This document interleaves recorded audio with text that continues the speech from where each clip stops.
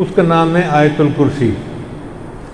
یہ قرآن مجید کی وہ آیت ہے جس کو نبی علیہ السلام نے فرمایا کہ قرآن مجید کی سب سے زیادہ عظمت والی آیت آیت الکرسی ہے، اور جو بندہ آیت الکرسی پڑھ لیتا ہے وہ جنات سے اور باقی آصف وغیرہ سے محفوظ رہتا ہے۔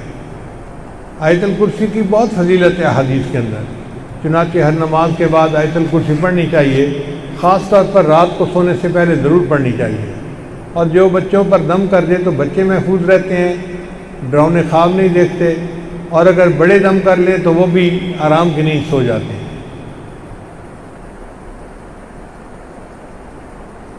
ایک مرتبہ ابو ہریرہ رضی اللہ عنہ کی گندم تھی تو وہ چوری ہو جاتی تھی، تو وہ بڑے حیران کہ بھائی میری گندم کون چوری کر کے جاتا ہے؟ لوگوں کو کہا کہ بھائی کون ہے جو چوری کرتا ہے؟ پھر چوری ہو گئی۔ جب تیسری مرتبہ چوری ہو گئی نا تو انہوں نے ارادہ کر لیا کہ آج رات میں پہرا دوں گا، اور جو کوئی چور ہوگا نا میں اسے پکڑ کے رہوں گا۔ چنانچہ وہ رات کو ایک جگہ چھپ کے بیٹھ گئے اور جاگتے رہے۔ اللہ کی شان کہ جب گہری رات ہو گئی تو ایک بندہ آیا اور اس نے کچھ اس میں سے گندم چرانی شروع کر دی۔ ابو ہریرہ نے اٹھے اور انہوں نے اس چور کو پکڑ لیا، اور چور کو پکڑ کے کہا کہ بھئی بتا تو کون ہے؟ اس نے کہا میں تو ہوں شیطان، تنگ کرنا چاہتا تھا، ایسی آپ کی گندم چوری کر رہا تھا، لیکن آپ مجھے چھوڑ دیں، میں آپ کو ایک بڑی اچھی بات بتاتا ہوں۔ انہوں نے پوچھا کہ کیا بتاتے ہو؟ اس نے کہا کہ جب تم آیت الکرسی پڑھتے ہو نا تو تم میرے ہتھ کنڈوں سے محفوظ ہو جاتے ہو۔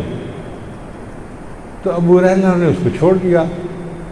پھر سوچتے رہے کہ بھائی یہ مجھے بتا گیا ہے، پتہ نہیں سچ بتایا یا جھوٹ، میں صبح نبی علیہ السلام سے ضرور پوچھوں گا۔ اب جب صبح ہوئی تو نبی علیہ السلام کی خدمت میں حاضر ہوئے۔ اے اللہ کے حبیب صلی اللہ علیہ وسلم، رات میرے ساتھ یہ واقعہ پیش آیا، اور شیطان نے کہا کہ میں نے تمہیں تنگ کرنے کے لیے گندم چوری کرنی تھی، اور آپ اگر مجھے چھوڑ دیں تو میں آپ کو ایک اچھی بات بتاتا ہوں۔ اور اس نے مجھے یہ بات بتائی کہ اگر آیت الکرسی پڑھ لیا کرو گے تو تم میرے شر سے محفوظ رہو گے۔ تو نبی علیہ السلام نے فرمایا ہاں تھا تو جھوٹا مگر بات سچی کر گیا، تھا تو جھوٹا مگر بات سچی کر گیا، بات سچی بتا گیا کہ جو بندہ آیت الکرسی پڑھتا ہے تو وہ شیطان کے ہتھ کنڈوں سے محفوظ ہو جاتا ہے۔ اس لیے آیت الکرسی کو یاد کر لیجئے اور اس کو وقتاً فوقتاً پڑھتے رہا کیجیے۔ اب اس آیت الکرسی کے مضامین کو ہم دیکھتے ہیں کہ وہ رنگ تھیوری پہ کیسے پوری اترتی ہے۔ یہ چند مثالیں ہیں جن سے آپ پورا مضمون سمجھ لیں گے تو پھر باقی قرآن مجید کے مضمون کو سمجھنا بھی آسان ہوگا۔ دیکھیں اس کے اگر ٹکڑے کیے جائیں نا، ہے تو یہ ایک آیت، اس کے ٹکڑے کیے جائیں تو اس کے 9 ٹکڑے بنتے ہیں۔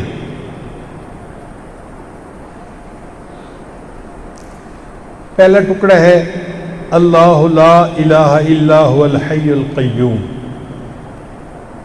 دوسرا ٹکڑا ہے لا تأخذہ سنۃ ولا نوم، تیسرا ٹکڑا ہے لہ ما فی السماوات و ما فی الارض، چوتھا ہے من ذا الذی یشفع عندہ الا باذنہ، پھر پانچواں ٹکڑا ہے یعلم ما بین ایدیہم و ما خلفہم،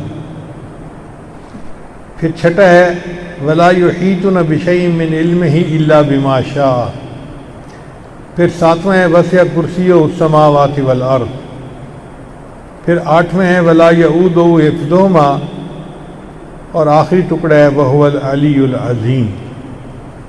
اب یہ 9 ٹکڑے بنے، ان میں جو 5واں ٹکڑا ہے نا وہ ٹکا ہے، یعنی وہ اصل پوری آیت کا لب لباب ہے، وہ ڈائمنڈ ہے، جیسے رنگ ڈائمنڈ ہوتی ہے اس کا اصل رنگ ہوتا ہے، رنگ کا اصل ڈائمنڈ ہوتا ہے، اسی طرح اس پوری آیت کا جو اصل ڈائمنڈ ہے وہ یہ 5ویں آیت ہے۔ 5ویں آیت اللہ کے علم کے بارے میں ہے، ولا یحیطون بشیء من علمہ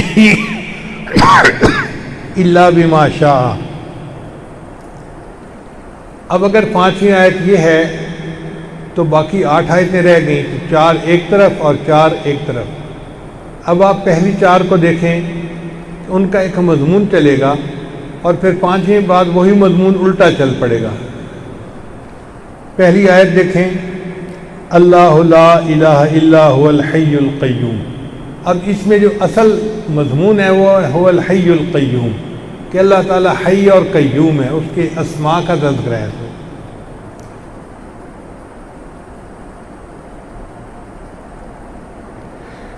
پھر دوسرا ٹکڑا ہے کا لا تأخذہ سنۃ ولا نوم.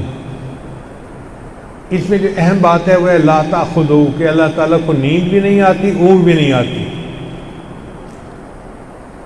پھر تیسرا ہے لہو ما فی السماوات و ما فی الارض، جو آسمان اور زمینوں میں ہے وہ اللہ کا ہے.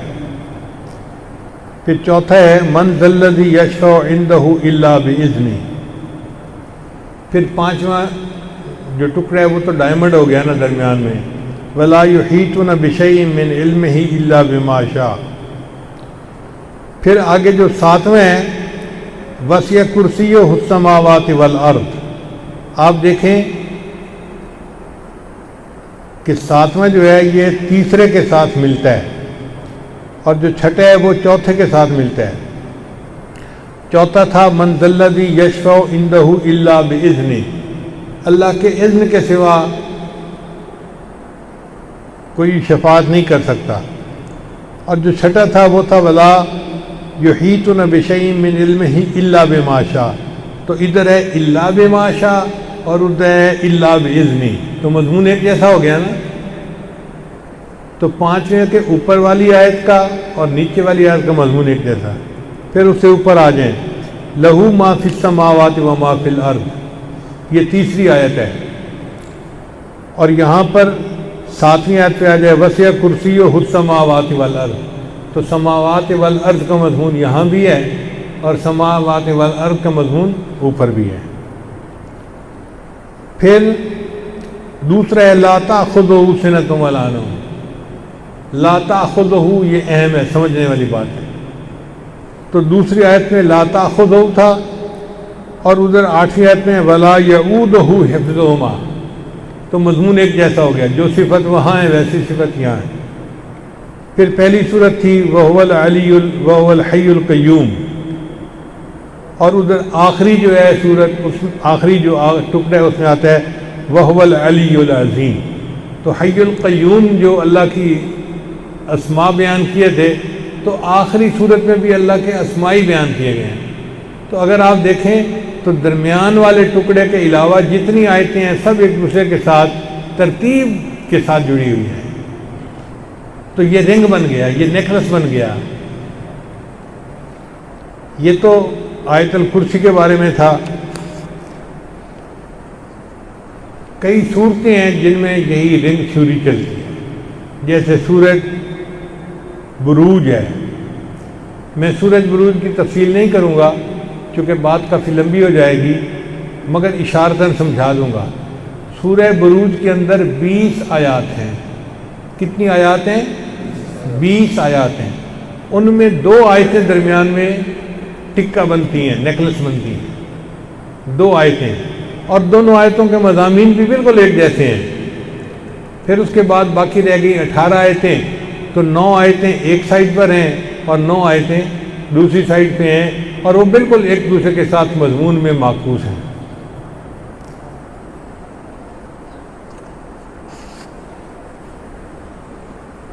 ایک اور مثال جس کو میں آج تفصیل سے بیان کرنا چاہتا ہوں وہ ہے سورہ بقرہ کی. حدیث مبارکہ میں آتا ہے کہ اللہ تعالیٰ نے پہلی آسمانی کتابوں میں جو کچھ نازل کیا وہ سارا کا سارا اللہ نے سورہ قرآن مجید میں نازل کر دیا، اور جو اللہ نے پورے قرآن مجید میں نازل کیا وہ اللہ نے سورہ بقرہ کے اندر نازل فرما دیا. یعنی سورہ بقرہ جو ہے وہ تمام آسمانی کتابوں کا اور پورے قرآن مجید کا لب لباب اور نچوڑ ہے. اتنی اہم صورت ہے یہ. اس کے اندر بھی وہی رنگ تھیوری ہے. ذرا غور سے بات سنیے گا، یہ رنگ تھیوری کیسے بنتی ہے.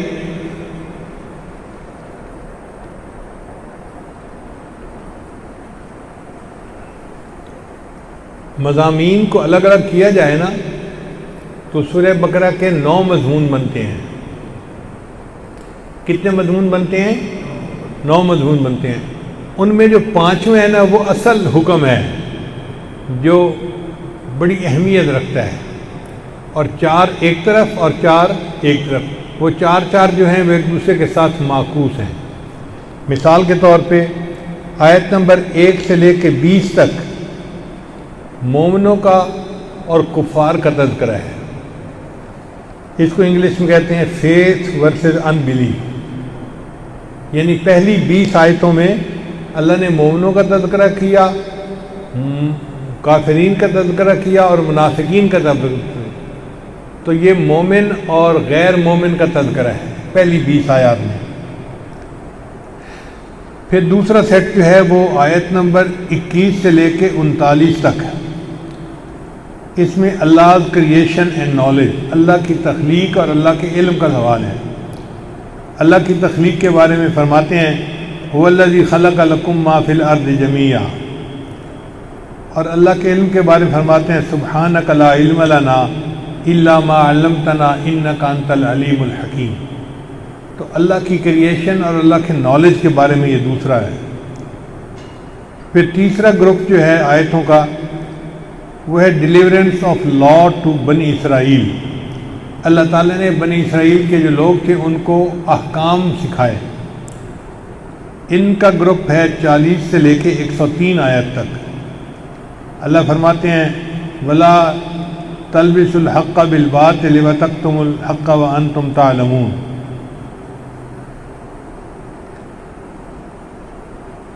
پھر چوتھا گروپ جو ہے وہ ہے 104 آیت سے لے کر 141 تک۔ یہ ہے ابراہیم علیہ السلام کو اللہ نے آزمایا، وَإِذِ ابْتَلَىٰ إِبْرَاهِيمَ رَبُّهُ بِكَلِمَاتٍ۔ تو یہ چار مضمون ہیں، پہلا مومنوں کا اور کفار کے بارے میں، دوسرا اللہ کی تخلیق اور نالج کے بارے میں، تیسرا بنی اسرائیل کو احکام بتائے گئے، اور چوتھا ابراہیم علیہ السلام کی آزمائش کا تذکرہ کیا گیا۔ اب جو پانچواں گروپ ہے نا وہ اصل ٹکا ہے پوری صورت کا، جو روح رواں اور لب لباب ہے، اور وہ آیت نمبر 142 سے لے کے 152 تک، یہ 10 آیتیں ہیں۔ ان 10 آیتوں میں کیا مضمون ہے؟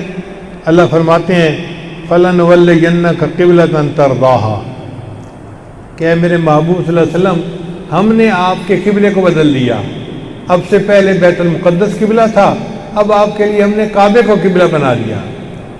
یہ چھوٹا سا پیغام نہیں ہے، یہ بہت بڑا پیغام ہے کہ اب تک انسانیت بیت المقدس کی طرف رخ کر کے نمازیں پڑھتی رہی، اور آپ نے بھی کچھ عرصہ اسی طرح نمازیں پڑھی، لیکن اب ہم اس کو بدل رہے ہیں اور اب ہم کعبہ کو قبلہ بنا رہے ہیں۔ اس کا مطلب یہ کہ دین اسلام ایک نیا دین ہے جو پہلے والے تمام ادیان کو منسوخ کر دیتا ہے، اور اللہ نے اس کو اپنا آخری دین کے طور پر چنا ہے۔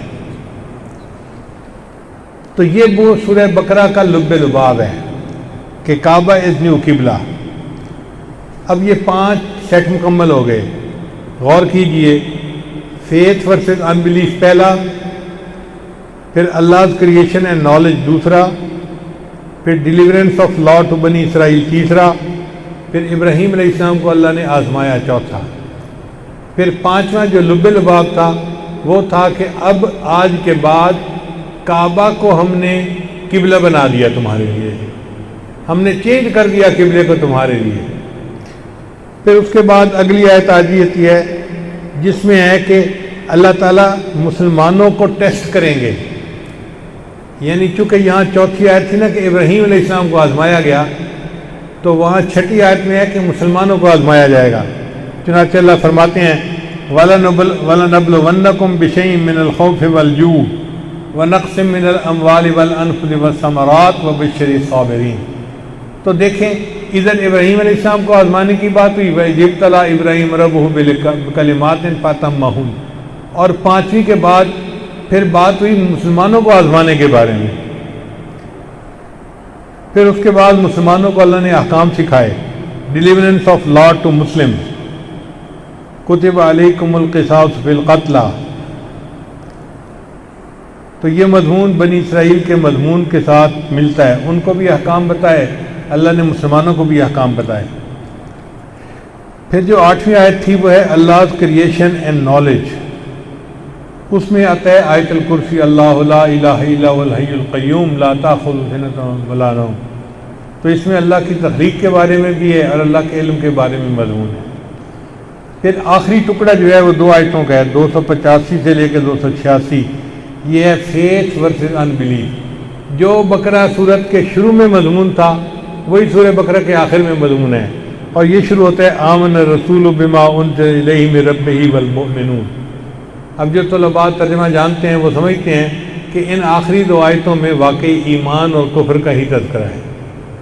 تو یہ رنگ تھیوری کہلاتی ہے کہ ایک ترتیب سے مضمون شروع ہوتا ہے اور درمیان میں ایک ٹکا بنا دیتے ہیں اور پھر اس کو واپس اسی ترتیب سے لے کے آتے ہیں.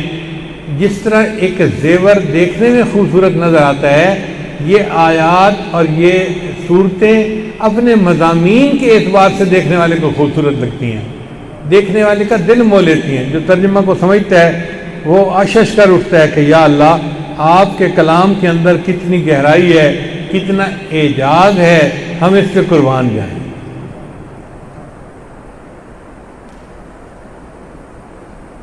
اب اس کو آگے بڑھاتے جائیں تو بعض حضرات نے اس پہ بھی کوشش کی کہ پورے قرآن کی صورتوں کو رنگ تھیوری کے مطابق جو ہے وہ تفصیل اس کی بتائیں. تو وہ اس نتیجے پر پہنچے کہ پورے قرآن مجید کے 19 مضامین بنتے ہیں. کتنے مضامین بنتے ہیں؟ 19. ان میں سے ایک مضمون جو سورہ یاسین ہے، جس کو نبی علیہ السلام نے فرمایا کہ سورہ یاسین قرآن مجید کا دل ہے، وہ اصل ٹکا ہے. پھر اس کے بعد رہ گئے 18. تو 9 مضمون اس سے پہلے ہیں اور 9 مضمون اس کی بعد کی صورتوں میں ہیں، گروپ ہیں. جس طرح 9 گروپ پہلے ہیں اسی طرح 9 گروپ بعد ہیں، مگر وہی ترتیب معکوس ہے ایک دوسرے کے ساتھ، اور درمیان میں سورہ یاسین ہے. اب پتہ چلا کہ سورہ یاسین کی اہمیت کیوں ہے کہ ہر روز اس کی تلاوت کرتے ہیں. نبی صاحب نے فرمایا جس نے سورہ یاسین دن کے شروع میں پڑھ لی، اللہ تعالیٰ اس کے پورے دن کے کاموں میں اس کی مدد فرماتا ہے. اس لیے مرنے والے بندے کے پاس سورہ یاسین پڑھتے ہیں. کیوں؟ کہ سورہ یاسین پورے قرآن مجید کا لب لباب بنتا ہے. تو پورے قرآن مجید کی آیات بھی ایسے لگتی ہیں جیسے ایک سجا ہوا زیور تھا جس کو اللہ نے ہمارے سامنے رکھ دیا. تو دل خوش ہوتا ہے پڑھ کے اور سمجھ کے کہ یا اللہ آپ بھی بڑے ہیں اور آپ کا کلام بھی بڑا ہے اور آپ نے ہم پر مہربانی کی. ہم طالب علموں کو اپنے کلام کو پڑھنے کی اور سمجھنے کی توفیق عطا فرما دی. آج کے دن تک اتنا ہی مضمون بیان کرنا تھا. امید ہے آپ اس کو یاد کر لیں گے. ہم آئندہ اگلی آیات کی تفسیر بھی کرتے رہیں گے اور پچھلے مضمون کی روزانہ دہرائی بھی کرتے رہیں گے. آپ لوگوں کی جان نہیں چھوٹنی. بہتر یہ ہے کہ آپ اس کو یاد کر کے آئیں. کل آپس میں ایک دوسرے کے ساتھ اس کا تکرار بھی کریں، اور جب کل آئیں تو پچھلا مضمون پورا ازبر ہو. اگر کوئی نقطہ سمجھ میں نہ آئے تو شیخ لذیذ صاحب موجود ہیں، ان سے پوچھ لیں. اور اگر مزید سمجھ میں نہ آئے تو میں بھی قریب ہی ہوں، کوئی بندہ میرے پاس بھی آ کے پوچھ سکتا ہے.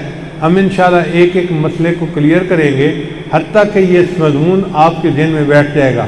اتنی بڑی سورہ بقرہ آپ 5 منٹ میں اس کا لب لباب بیان کر لیں گے. اور جی سورہ بقرہ کے اندر تو 9 مضامین ہیں. پہلا یہ ہے، دوسرا یہ ہے، تیسرا یہ ہے، چوتھا یہ ہے، اور 5واں اصل یہ ہے، اور پھر اس کے بعد باقی جو ہیں وہ انہی سے ملتے جلتے ہیں. کتنی عجیب بات ہے کہ سورہ بقرہ کے مضامین کو آپ 5 منٹ کے اندر دہرا لیں. اللہ تعالیٰ میں قرآن مجید کو پڑھنے اور سمجھنے کی توفیق عطا فرمائے. وآخر دعوانا ان الحمد للہ رب العالمین. تھوڑی دیر کے لیے مراقبہ کر لیجئے، پھر انشاءاللہ دعا کرتے ہیں. آنکھوں کو بند کر لیجئے، سر کو جھکا لیجئے. دنیا اور جو کوئی دنیا میں ہے اس سے ہٹ کٹ کے اللہ کی یاد میں ڈوب جائیے.